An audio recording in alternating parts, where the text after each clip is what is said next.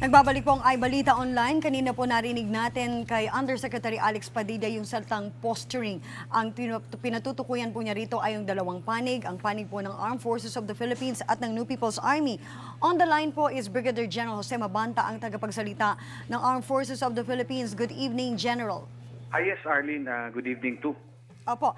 Ang CPP-NPA po ay nagpalabas ng listahan. Allegedly, they were able to record 10 incidents of violations of the ceasefire period from December 16 or 17 to January 3, yesterday. Ano po ang reaction dito ng Armed Forces of the Philippines? We have not really received any of this violation. We welcome this, no? We will look at into the details and really see what has happened. But until really we feel that during this time of the 19-day SOMO, meron pong mga nag-surrender sa amin. At this point, may mga 16 o 17 na nag-surrender sa amin. And these are all voluntary. Saan pong panig yan, General? Nakakalat to eh. Sa mga ibang, there are several there's one in Northern Luzon, one in Aurora, several in the Samar area, in Northern Mindanao, and in Davao area, meron din po. So, baka ito yung sinasabi nilang violations, no? But, ano po to, these are voluntary in nature. And remember, yung suspension of military operations would mean suspension of deliberate offensive operations. Opo. If I may mention, if you will allow me, General, meron po kasing listahan dito. They're mentioning 10, pero I'll just mention one. A recent incident daw na nangyari January 1 at 3 a.m. Ito hindi po Armed Forces of the Philippines ang involved dito, but the Special Action Force of the Philippine National Police. Ni-raid daw po ang bahay ng relative ng isang NPA cadre by the name of Edwin Bregano. At siya po ay sinampal at binigyan ng mga kasong wala naman daw batayan. This is just one of the 10 alleged violations. Remember that Philippine National Police still has to enforce laws. Correct. No? And from what I heard, they just implemented existing warrant of arrest. No? So hindi naman pwedeng, we're talking about deliberate offensive operations. No? But hindi naman kasama dito yung usual implementation of law and order, such as putting in effect orders from courts. Ang sabi po ng Palasyo ng Malacanang, there is no reason for the peace process to fail. Pero po, ang mga guerrilla fronts po ng NPA, like one in Rizal and in Mindanao, they've issued statements saying na ready sila for an offensive. How do you take this, General? Hindi po nila kaya, no? This time that they are in their lowest number in years. These are only, well, it's really up to them, no? But we are ready, no? Ang pinaka-importante at this point in time, really we look at the resumption of peace talks as very important, you know. Remember, sinusulong namin yung peace, no? While, on the other side, yung CPP-NPA, they still continue on the rhetorics of using violence, protracted warfare, extortion, which is completely the opposite of what we were espousing. So we are laying down itong programa namin of peace. No, it's up for the common people. Would you rather move towards having peace and development or continue protracted warfare, intimidation, using of violence and deception? So it's really up to the people.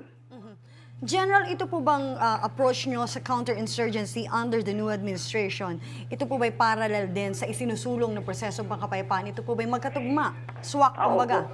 This is really part of it. No? A very important portion is yung a negotiated and political settlement for all rebel groups except the Abu Sayyaf and the other terrorist group. General, maraming po salamat for your time. Maraming salamat din po. General Jose Mabanta ang tagapagsalita po ng Hukbong Sandatahan ng Pilipinas ang ating nakausap.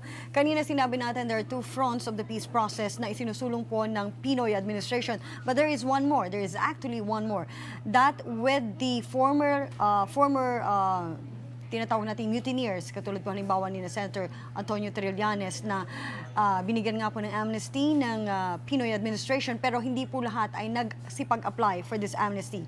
Kung zero ang application sa pagsisimula kahapon ng pag-apply ng amnesty sa Defense Department, kanina ay may mga rebelding sundalo na nagsumiti na ng kanilang aplikasyon. Yan po ang ulat hatid sa atin ni Eden Suarez. Dumating sa tanggapan ng DND Amnesty Committee Secretariat na nasa AFP Commissioned Officers Club o AFCOC sa Campo Aguinaldo ang ilang sundalong nasangkot sa July 27, 2003 Oakwood Mutiny, February 2006 Marine Standoff at November 29, 2007 Manila Peninsula Hotel Incident para mag-apply ng amnestiya. Kahapon nagsimula ang pagtanggap ng mga aplikante ng DND Ad Hoc Amnesty Committee na pinamumunuan ni DND Undersecretary Honorio Ascueta. Subalit wala isa man ang dumating para kumuha at mag-fill up ng application form. Pero bandang hapon kanina ay dumating ang ilang sundalo para kumuha ng amnesty application form. Including yung attachment, sir. Ito, sir. Bakas sa mga ito ang saya sa muling pagkikita-kita. Si Corporal Roderick Bagubay ay nanatiling aktibo sa serbisyo pagkatapos palayain noong 2005 dahil sa kanyang naging partisipasyon sa Oakwood Mutiny. Nais daw niyang malinis ang kanyang record para sa hinahangad na promosyon kaya mag-a-apply siya ng amnestiya. Tulad ni Bagubay, si Second Lieutenant Rolf Fillmore kasamang ilan pang junior officers ay sangkot din sa Oakwood Mutiny. Subalit kabilang sila sa mga na-discharge sa serbisyo. Nais man daw nilang bumalik sa pagsusundalo ay tila malabo itong mangyari dahil hindi nila kasama sa ibinigay na opsyon sa amnestiya ang pagbabalik sa kanila sa serbisyo. Halos lahat naman ng officers, Kasama. lahat ng kasama doon, dismiss. Pero nagsisisi ka ba hindi ka na makakabalik sa service? Nangihinayang? Wala mo nang yun. Kontento naman si Staff Sergeant Francisco Bossi sa pagiging sibilyan. Kwento ni Bossi, tuluyan na siyang tinanggal sa serbisyo ng liderato ng Armed Forces of the Philippines pagkatapos sumama sa Oakwood Mutiny at Manila Pen Siege. Anya, kahit hindi na siya bumalik sa serbisyo ay masaya na siya sa kanyang buhay kapiling ang kanyang pamilya. Wala rin daw siyang pinagsisisihan sa kanyang ginawa.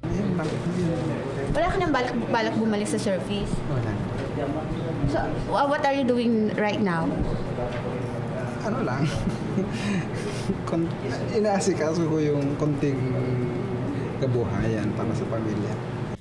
Kinumpirma naman ni Pangulong Benigno Aquino na bukas ay mag-a-apply ng amnestiya si Senator Antonio Trillanes. Yung SND just informed me that Senator Trillanes will be applying tomorrow. Tiniyak naman ng chairman ng DND Ad Hoc Amnesty Committee na walang VIP treatment sa senador sakaling dumating ito bukas para mag-apply ng amnestiya. Ang gagawin lang niya is to come here and submit the application form personally. Inaasahan ng DND Ad Hoc Amnesty Committee na sa mga susunod na araw ay madaragdagan pa ang bilang ng mga mag-a-apply ng amnestiya. Anya, Lunes hanggang Biyernes mula alas 8 ng umaga hanggang alas 5 ng hapon ay bukas ang kanilang tanggapan para tumanggap ng mga aplikante. Dagdag pa ni Ascueta, may proseso pang pagdadaanan ng mga aplikasyon batay sa isinasaad ng Implementing Rules and Regulations o IRR ng Proclamation 75 bago naman magsusumite ng rekomendasyon kay DND Secretary Volter Gasmin na siyang magpapasya kung aaprubahan o hindi ang amnesty application ng mga aplikante. Kung hindi raw maaprubahan ni DND Secretary Volter Gasmin ang aplikasyon para sa amnestiya ng mga opisyal at sundalong sangkot sa Oakwood Mutiny, Marine Standoff at Manila Pen Siege, ay maaari raw silang umapila kay Pangulong Aquino para mabago ang kanyang desisyon. We will process it and then we will make a recommendation to the Secretary whether to grant or not grant the amnesty. Para sa Ibalita Online, ako si Eden Suarez. Ito po ang Ibalita Online. Pagpapatuloy po natin ang pag-uusap natin o talakayan natin tungkol pa rin po sa isinusulong na prosesong pangkapayapaan ng Pinoy administration.